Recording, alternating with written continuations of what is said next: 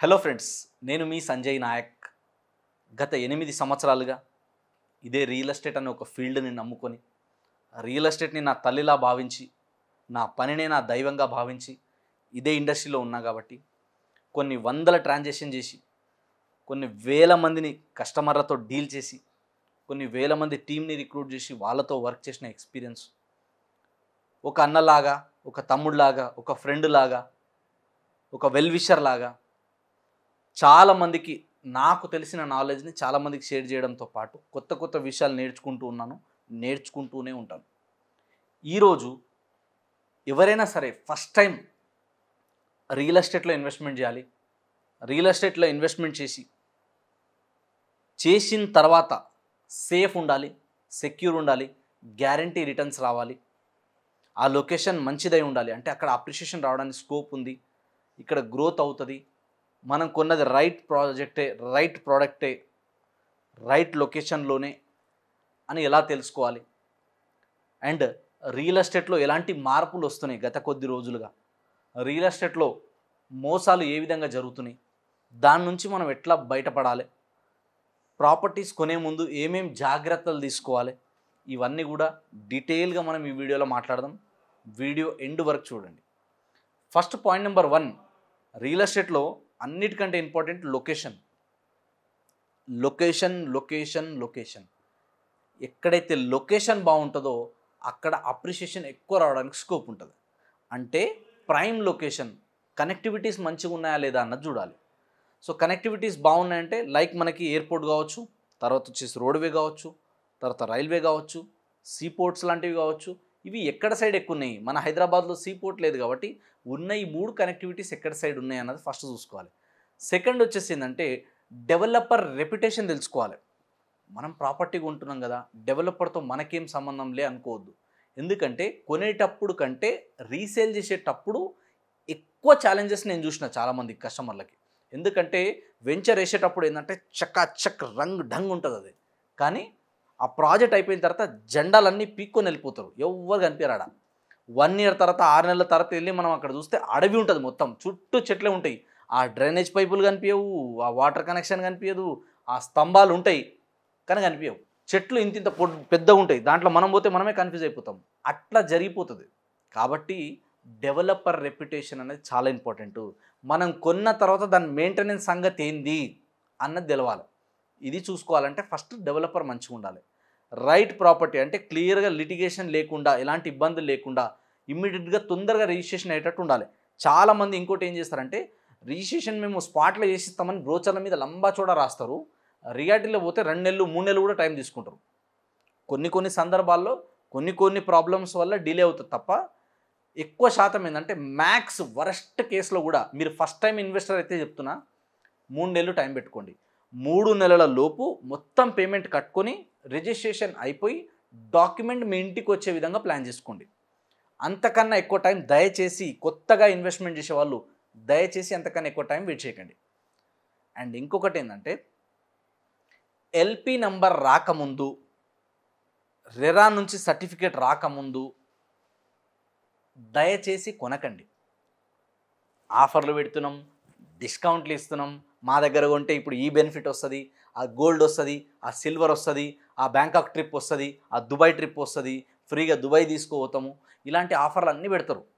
నేను ఏ కంపెనీకి అగెనెస్ట్ కాదు, మార్కెట్లో జరిగే చాలా స్కామ్లని దగ్గరుండి చూసినా, కొన్నిట్లో చూసినా నేను ఏం చేయలేని పరిస్థితిలో కూడా ఉన్నా. ఆ ఎక్స్పీరియన్స్తో మీరు అలా మోసపోవద్దని చెప్తున్నా. కాబట్టి దయచేసి ఆఫర్లకి వాటికి టెంప్ట్ అవ్వకండి, అట్లాంటి వాటిలో వెళ్ళి ఇన్వెస్ట్మెంట్ చేయకండి. ఎప్పుడు ఇన్వెస్ట్మెంట్ చేయాలన్నా అప్రూవ్డ్ అయి ఉండాలి. అప్రూవ్డ్ అయి ఉంటేనే తొందరగా రిజిస్ట్రేషన్ అవుతుంది, లేకపోతే కాదు. కాబట్టి మీరు అప్రూవ్డ్ ఉన్న లేఅవుట్లో మాత్రమే ప్రిఫర్ చేయండి. దీని తర్వాత నెక్స్ట్ వచ్చేసి ఏంటంటే మనం ఒక ఏరియా బాగుంది, వెంచరు బాగుంది, తర్వాత వచ్చేసి ఆ డెవలపర్ రెప్యుటేషన్ బాగుంది అనుకున్నప్పుడు ఏం చేయండి అంటే టౌన్కి ఎంత దగ్గర ఉందన్న చూడండి. చాలామంది ఈవెన్ నేను కూడా చాలాసార్లు చెప్పిన, ఒక ఏరియా బాగా డెవలప్మెంట్ అవుతుందంటే ఆ ఏరియా ఒక్క ఏరియాని చూపించి అడిగి 20 కిలోమీటర్ లోపల పోయి ఉంటారు చాలామంది. అంత దూరం వెళ్ళొద్దు. చాలామంది ఇంకో ట్రిక్ ఏం యూజ్ చేస్తారంటే గచ్చిబౌలి నుంచి ఇంత దూరం ఉంది, ఓఆర్ఆర్ నుంచి ఇంత దూరం ఉంది అంటారు. వెరీ గుడ్, మంచిదే. కానీ మనం చూడాల్సింది ఏంటంటే అక్కడున్న మేజర్ ప్రైమ్ లొకేషన్ ఏముంది, ఒక ఏరియా ఉంది, ఫర్ ఎగ్జాంపుల్ ఒక ఏరియా చెప్పారనుకోండి, ఆ ఏరియాకి 5 నుంచి 10 కిలోమీటర్ రేడియస్లోనే ఫస్ట్ దగ్గర ఉండడానికి చూడండి. ఎక్కడైతే కన్స్ట్రక్షన్ ఫాస్ట్గా వస్తుందో, ఎక్కడైతే బిల్డింగ్స్ తొందరగా వస్తున్నాయో అలాంటి బిల్డింగ్లకి, అలాంటి కాలనీస్కి, అలాంటి టౌన్స్కి, టౌన్షిప్లకి ఎక్కడ దగ్గర ఉన్నాయి, ఒక ఏరియాలో ఒక జంక్షన్, ఇక మన భాషలో చెప్పాలంటే ఒక చౌరస్తా ఎక్కడుందో ఆ చౌరస్తాకి దగ్గరలో ఉండాలి.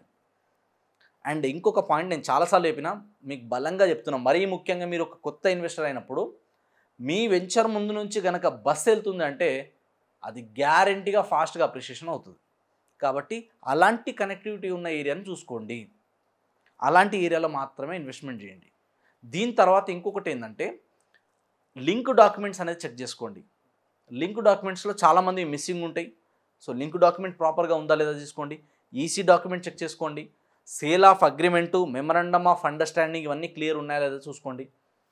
ఇంకొక మేజర్ కీ పాయింట్ ఏంటంటే, చాలామంది నేను లైవ్లో చాలా ఎక్స్పీరియన్స్ చేసిన ఇది, ప్రాపర్టీ అమ్మేటప్పుడు ఏ అనే ఒక ప్లాట్ ఇస్తా అని చెప్తారు.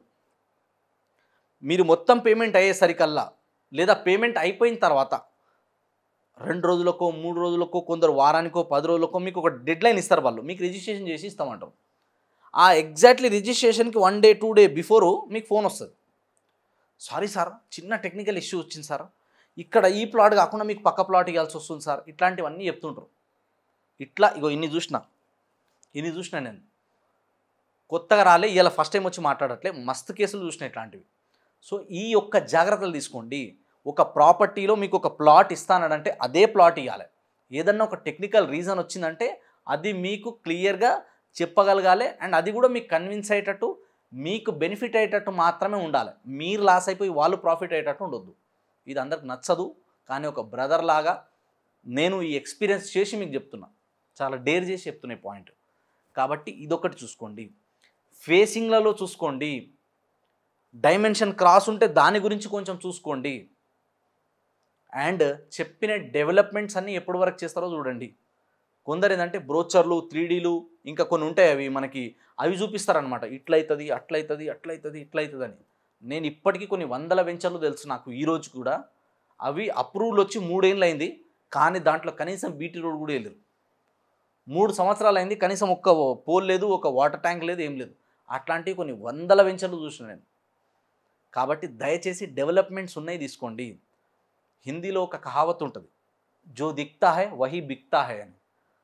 వెంచర్ ఎప్పుడు కూడా ఏంటంటే కొత్త పెళ్లి కూతురులాగా తలతలలాడుతూ ఉండాలి. ఎప్పుడు కూడా ఏంటంటే రంగు డంగ్ చెంగు చెంగు ఉండాలి. అంటే అన్ని డెవలప్మెంట్స్ ఉంటే ఎవరైనా వెంచర్లో అడుగు పెడితే అమ్మాయి మంచిగా ఉంది వెంచర్ అనిపించాలి. చుట్టూ ఏం లేకపోయినా సరే వెంచర్లకు వస్తే ఆ సాటిస్ఫాక్షన్ ఉండాలి. పర్లే వెంచర్ బాగా డెవలప్ చేసిర్రు అన్న ఫీలింగ్ రావాలి. అది ఉంటే ఏమవుతుందంటే రీసేల్కి వెళ్ళేటప్పుడు ఈజీ అవుతుంది. అండ్ వచ్చేటప్పుడు పోయేటప్పుడు అక్కడ రోడ్లు ఎట్లున్నాయో చూసుకోవాలి. పెద్ద పెద్ద రైల్వే ట్రాక్స్ లాంటివి ఏమైనా ఉంటే అది చెక్ చేసుకోవాలి. హై టెన్షన్ వైర్స్ ఏమైనా ఉంటే అది చెక్ చేసుకోవాలి. నాలాలు, కాలువలు, కుంటలు ఉంటే చెక్ చేసుకోవాలి. ఎందుకంటే హైడ్రా భయం అందరికి తెలుసు కాబట్టి ఇట్లాంటివి ఏమైనా ఇష్యూస్ ఉన్నాయా లేదా అన్నది తెలుసుకోండి. అండ్ ఇంకొక ఇంపార్టెంట్ పాయింట్ ఏంటంటే, ఒక బ్రదర్ లాగా నా పర్సనల్ ఎక్స్పీరియన్స్ అని చెప్తున్నా, మీకు అమ్మే పర్సన్ ఎవరు అన్నది చూసుకోండి. హోర్డింగ్లు చూసి, ఫేస్బుక్లో, ఇన్స్టాగ్రామ్లో, యూట్యూబ్లో యాడ్లు చూసి తొందరపడకండి. గ్రౌండ్ రియాలిటీ ఎవరికి తెలుసు, ప్రాక్టికల్గా ఎవరున్నారు, వాళ్ళ దగ్గర మాత్రమే ప్రాపర్టీస్ కొనండి. మీకు ప్రాపర్టీ అయిన తర్వాత, సేల్ అయిన తర్వాత మీకు ఎట్లాంటి సపోర్ట్ ఇస్తారు, ఎలాంటి సర్వీస్ ఇస్తారు, ఎవరిస్తారు, ఎవరు మీకు వీటన్నిటిని చూసుకునే వాళ్ళు, ఎవరు ఇవన్నీ మీకు కాపాడుకునే వాళ్ళు, ఎవరు మీకు ఎప్పుడు ఏ అవసరం వచ్చినా మీ ఫోన్కి లిఫ్ట్ చేసి మాట్లాడేవాళ్ళు, ఎవరు నంబర్లు మార్చరు, ఒకటే మెయింటైన్ చేస్తారో సిమ్ నెంబరు 10 సంవత్సరాల నుంచి 20 సంవత్సరాల నుంచి, అలాంటి వాళ్ళ దగ్గర కొనండి. మార్కెట్లో ఆయన అమ్మే పర్సన్కి క్రెడిబిలిటీ ఉందా లేదా, ఈయన మనకి రైట్ ప్రాపర్టీ ఇప్పించగలుగుతాడా లేదా, అది క్రాస్ చెక్ చేసుకొని చూడండి. ఎందుకంటే నేను గత 8 సంవత్సరాలుగా కొన్ని వందల డీల్స్ చేసి ఇప్పటి వరకు యూట్యూబ్లో మోర్ దెన్ 400 వీడియోస్ చేసిన ఎక్స్పీరియన్స్తో చెప్తున్నాను నేను. కాబట్టి మీరు రైట్ పర్సన్ని చూస్ చేసుకోండి. లేకపోతే ఏంటంటే అమ్మిన తర్వాత కంపెనీ పోతుంది, అమ్మిన తర్వాత ఏజెంటు పోతాడు, మీరు ఎక్కడ కాకుండా అయిపోతారు. కాబట్టి ఆ ఏజెంట్ రెస్పాన్సిబిలిటీ తీసుకుంటారా లేదా అనేది. ఇప్పటిదాకా నేను కొన్ని వందల సేల్స్ చేసినా ఈ రోజు వరకు నా నెంబర్ ఆన్లైనే ఉంటుంది. ఒకవేళ నేను ఫోన్ లిఫ్ట్ చేయలేకపోతే నాకు వాట్సాప్లో మెసేజ్ చేస్తారు, విత్ ఇన్ 1 or 2 అవర్స్లో వాళ్ళకి రెస్పాండ్ పోతుంది ఖచ్చితంగా. ఎందుకంటే ట్రాన్స్పరెన్సీగా ఉన్నాం కాబట్టి. సో అట్లా ట్రాన్స్పరెన్సీగా ఎవరున్నారు మార్కెట్లో అన్న చూడండి. ఎందుకంటే నేను మళ్ళీ చెప్తున్నా, నేను ₹200 కోసం వెయిటర్గా పనిచేసి వచ్చిన వ్యక్తిని. రూపాయి నాకు దాని యొక్క విలువ తెలుసు కాబట్టి, ఒక్కొక్క రూపాయి జమ చేయడానికి ఎంత ఇబ్బందులు అవుతుంది, మనుషులు ఎన్ని రకాలుగా కష్టాలు పడి వాళ్ళ ఇష్టాలను చంపుకొని వాళ్ళ ఫ్యూచర్ కోసం, పిల్లల ఫ్యూచర్ కోసం, ఎడ్యుకేషన్ కోసం, మ్యారేజెస్ కోసం రూపాయి అన్ని సరదాలు, అన్ని సంతోషాలు చంపుకొని రూపాయి కూడబెట్టి ఎక్కడో ఒక ప్రాపర్టీ కొనాలనుకుంటారు. అలాంటి ప్రాపర్టీ కొనాలనుకున్నప్పుడు ఆ డబ్బు గనక వేస్ట్ అయిపోతే, ఆ డబ్బు గనక స్ట్రక్ అయిపోతే, ఆ డబ్బు గనక గుడ్లు పెట్టి మీకు రిటర్న్స్ ఇవ్వకపోతే అది చాలా పెద్ద మిస్టేక్. కాబట్టి అలాంటి ఇబ్బందులు మీరు పడకుండా ఉండాలంటే మాలాంటి రియల్ ఎస్టేట్ ఎక్స్పర్ట్ని కన్సల్ట్ అవ్వండి. ఎందుకంటే మేము ఇన్ని సంవత్సరాల నుంచి మార్కెట్లో ఉన్నాం. ఎక్కడ ప్రాపర్టీ ఉంది, ఎక్కడ క్లియర్ ఉంది లేదు. నేను ఎప్పుడు కూడా సంజయ్ నాయక్ అనే person, I always speak about customer. నేను కస్టమర్ సైడే మాట్లాడతా. నేను కంపెనీ సైడు వాళ్ళ సైడ్ ఎప్పుడు మాట్లాడా. ఎందుకంటే customer is my first priority. ఎందుకంటే కస్టమర్ మమ్మల్ని చూసి వస్తారు కాబట్టి మేము ఆ క్రెడిబిలిటీ ఇస్తున్నామా లేదా, మేము వాళ్ళకి ఆ విజిబిలిటీలో ఉన్నామా లేదా అన్నది ఇంపార్టెంట్.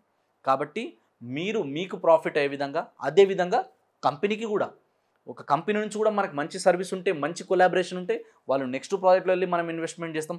వాళ్ళతో మంచి ర్యాప్ ఉండి వాళ్ళు మంచి సర్వీస్ ఇస్తే మన సర్కిల్లో ఎవరున్నా మనం వాళ్ళకే రిఫరెన్స్ ఇస్తాం. కాబట్టి మార్కెటింగ్ పర్సన్ కూడా రైట్ ఉన్నారా లేదా అన్నది చూసుకోండి. అండ్ ఇంకొక విషయం ఏంటంటే, ఎవరికైనా మీరు హైర్ చేసుకునేటప్పుడు, ఎవరి దగ్గరైనా సలహాలు తీసుకునేటప్పుడు, ఒక లాయర్ కావచ్చు, ఒక రియల్ ఎస్టేట్ ఎక్స్పర్ట్ కావచ్చు, వాళ్ళు చార్జ్ చేసే చిన్న అమౌంట్ కోసం దయచేసి ఆలోచించకండి.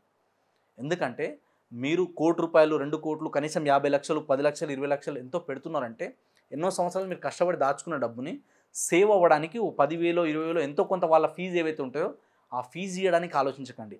ఆ ఫీజు వల్ల మీ పెద్ద ఇన్కమ్ సేవ్ అవుతుంది, సెక్యూర్ అవుతుంది. అది ఎక్కడ ఇన్వెస్ట్మెంట్ చేస్తే మల్టిప్లై అవుతుందో వాళ్ళకున్న ఎక్స్పీరియన్స్తో చెప్తారు. కాబట్టి రియల్ ఎస్టేట్లో ఇన్వెస్ట్మెంట్ చేసే ముందు ఇలాంటివన్నీ జాగ్రత్తలు తీసుకున్న తర్వాత అప్పుడు మాత్రమే ఇన్వెస్ట్మెంట్ చేయండి. ఎక్కడ కూడా తొందరపడి ఇన్వెస్ట్మెంట్ చేయకండి. అప్రూవల్ లేని దగ్గర, క్లియర్ టైటిల్ లేని దగ్గర, లొకేషన్ బాగాలేని దగ్గర వెళ్ళి ఇన్వెస్ట్మెంట్ చేస్తే మీ మనీ అనేది స్ట్రక్ అవుతుంది. కాబట్టి జాగ్రత్తలు వహించండి.